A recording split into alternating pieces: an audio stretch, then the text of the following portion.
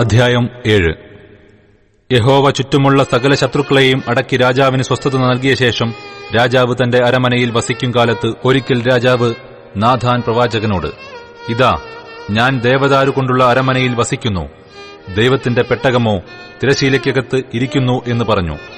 Nathan രാജാവിനോട്, നീ ചെന്നു നിന്റെ മനസ്സിലുള്ളതൊക്കെയും ചെയ്തുകൊള്ളുക, യഹോവ നിന്നോടുകൂടെ ഉണ്ട് എന്ന് പറഞ്ഞു. എന്നാൽ അന്നു രാത്രി യഹോവയുടെ അരുളപ്പാട് നാഥാനുണ്ടായത് എന്തെന്നാൽ, എന്റെ ദാസനായ ദാവീദിനോട് നീ ചെന്നു പറക, യഹോവ ഇപ്രകാരം അരുളി ചെയ്യുന്നു, ഞാൻ അധിവസിക്കേണ്ടതിന് നീ എനിക്ക് ഒരു ആലയം പണിയുമോ? ഞാൻ ഇസ്രയേൽ മക്കളെ മിസ്രയീമിൽ നിന്ന് പുറപ്പെടുവിച്ച നാൾ മുതൽ ഇന്നുവരെയും ഞാൻ ഒരു ആലയത്തിൽ അധിവസിക്കാതെ കൂടാരത്തിലും നിവാസത്തിലുമല്ലോ സഞ്ചരിച്ചു വരുന്നത്.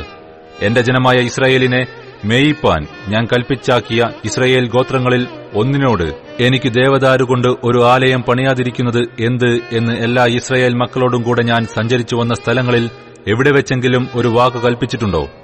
ആകയാൽ നീ എന്റെ ദാസനായ ദാവീദിനോട് പറയേണ്ടതെന്തെന്നാൽ, സൈന്യങ്ങളുടെ യഹോവ ഇപ്രകാരം അരുളി ചെയ്യുന്നു, എന്റെ ജനമായ ഇസ്രായേലിന്മേൽ പ്രഭുവായിരിക്കേണ്ടതിനു ഞാൻ നിന്നെ പുൽപ്പുറത്തുനിന്ന് ആടുകളെ നോക്കി നടക്കുമ്പോൾ തന്നെ എടുത്തു.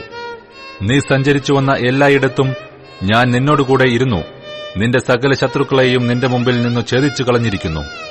ഭൂമിയിലുള്ള മഹാന്മാരുടെ പേർ പോലെ ഞാൻ നിന്റെ പേർ വലുതാക്കും.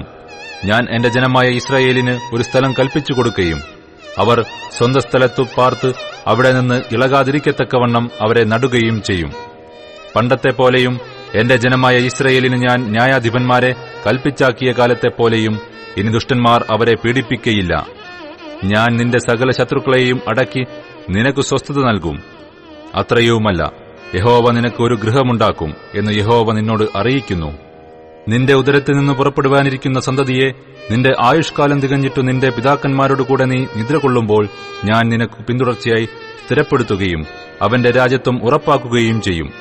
അവൻ എന്റെ നാമത്തിന് ഒരു ആലയം പണിയും. ഞാൻ അവന്റെ രാജ്യത്വത്തിന്റെ സിംഹാസനം എന്നേക്കും സ്ഥിരമാക്കും. ഞാൻ അവന് പിതാവും അവൻ എനിക്ക് പുത്രനുമായിരിക്കും. അവൻ കുറ്റം ചെയ്താൽ ഞാൻ അവനെ മനുഷ്യരുടെ വടികൊണ്ടും മനുഷ്യപുത്രന്മാരുടെ അടികൊണ്ടും ശിക്ഷിക്കും. എങ്കിലും നിന്റെ മുമ്പിൽ നിന്ന് ഞാൻ തള്ളിക്കളഞ്ഞ ശൗലിങ്കിൽ നിന്ന് ഞാൻ എന്റെ ദയ നീക്കിയതുപോലെ അത് അവങ്കൽ നിന്ന് നീങ്ങിപ്പോകുകയില്ല. നിന്റെ ഗൃഹവും നിന്റെ രാജ്യത്വവും എന്റെ മുമ്പാകെ എന്നേക്കും സ്ഥിരമായിരിക്കും. നിന്റെ സിംഹാസനവും എന്നേക്കും ഉറച്ചിരിക്കും. ഈ സകല വാക്കുകൾക്കും ദർശനത്തിനും ഒത്തവണ്ണം നാഥാൻ ദാവീദിനോട് സംസാരിച്ചു. അപ്പോൾ ദാവീദ് രാജാവ് അകത്തു ചെന്ന് യഹോവയുടെ സന്നിധിയിൽ ഇരുന്ന് പറഞ്ഞതെന്തെന്നാൽ, കർത്താവായ യഹോവേ, നീ എന്നെ ഇത്രത്തോളം കൊണ്ടുവരുവാൻ ഞാൻ ആർ? എന്റെ ഗൃഹവും എന്തുള്ളൂ? കർത്താവായ യഹോവേ, ഇതും പോരാ എന്ന് നിനക്ക് തോന്നിയിട്ട് വരുവാനുള്ള ദീർഘകാലത്തേക്ക് അടിയന്റെ ഗൃഹത്തെക്കുറിച്ചും നീ അരുളി ചെയ്തിരിക്കുന്നു. കർത്താവായ യഹോവേ, ഇത് മനുഷ്യർക്ക് ഉപദേശമല്ലോ. ദാവീദ് ഇനി നിന്നോട് എന്തു പറയേണ്ടു? കർത്താവായ യഹോവേ, നീ അടിയനെ അറിയുന്നു. നിന്റെ വചനം നിമിത്തവും നിന്റെ പ്രസാദപ്രകാരവും അല്ലോ നീ ഈ വൻകാര്യമൊക്കെയും ചെയ്ത് അടിയനെ അറിയിച്ചിരിക്കുന്നത്. അതുകൊണ്ട് കർത്താവായ യഹോവേ, നീ വലിയവനാകുന്നു. നിന്നെപ്പോലെ ഒരുത്തനുമില്ല. ഞങ്ങൾ സ്വന്തം ചെവി കൊണ്ട് കേട്ടതൊക്കെയും ഓർത്താൽ നീയല്ലാതെ ഒരു ദൈവവും ഇല്ല. നിനക്ക് ജനമായി വീണ്ടെടുപ്പാനും നിനക്കൊരു നാമം സമ്പാദിപ്പാനും നീ ചെന്നിരിക്കുന്ന നിന്റെ ജനമായ ഇസ്രായേലിന് തുല്യമായി ഭൂമിയിൽ ഏതൊരു ജാതിയുള്ളൂ? ദൈവമേ, നീ മിസ്രയീമിൽ നിന്നും ജാതികളുടെയും അവരുടെ ദേവന്മാരുടെയും കൈവശത്തുനിന്നും നിനക്കായി വീണ്ടെടുത്തിരിക്കുന്ന നിന്റെ ജനം കാണെ അവർക്കുവേണ്ടി വൻകാര്യവും അവരുടെ ദേശത്തിനുവേണ്ടി ഭയങ്കര കാര്യങ്ങളും പ്രവർത്തിച്ചുവല്ലോ. നിന്റെ ജനമായ ഇസ്രായേലിനെ നിനക്ക് എന്നേക്കും ജനമായിരിക്കാൻ നീ നിനക്കായി സ്ഥിരപ്പെടുത്തി. യഹോവേ, നീ അവർക്ക് ദൈവമായി തീർന്നുമിരിക്കുന്നു. ഇപ്പോഴും കർത്താവായ യഹോവേ, നീ അടിയനെയും അടിയന്റെ ഗൃഹത്തെയും കുറിച്ച് അരുളി ചെയ്ത വചനത്തെ എന്നേക്കും ഉറപ്പാക്കി അരുളപ്പാട് പോലെ ചെയ്യണമേ. സൈന്യങ്ങളുടെ യഹോവ ഇസ്രായേലിന് ദൈവം എന്നിങ്ങനെ നിന്റെ നാമം എന്നേക്കും മഹത്വീകരിക്കപ്പെടുമാറാകട്ടെ. നിന്റെ ദാസനായ ദാവീദിന്റെ ഗൃഹം നിന്റെ മുമ്പാകെ സ്ഥിരമായിരിക്കട്ടെ.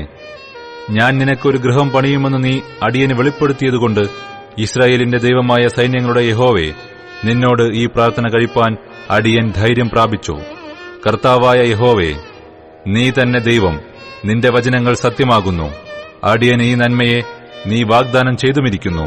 ആകയാൽ അടിയന്റെ ഗൃഹം തിരുമുമ്പിൽ എന്നേക്കും ഇരിക്കേണ്ടതിന് പ്രസാദം തോന്നി അനുഗ്രഹിക്കണമേ. കർത്താവായ യഹോവേ, നീ അങ്ങനെ അരുളി ചെയ്തിട്ടുണ്ടല്ലോ. നിന്റെ അനുഗ്രഹത്താൽ അടിയന്റെ ഗൃഹം എന്നേക്കും അനുഗ്രഹിക്കപ്പെട്ടിരിക്കും.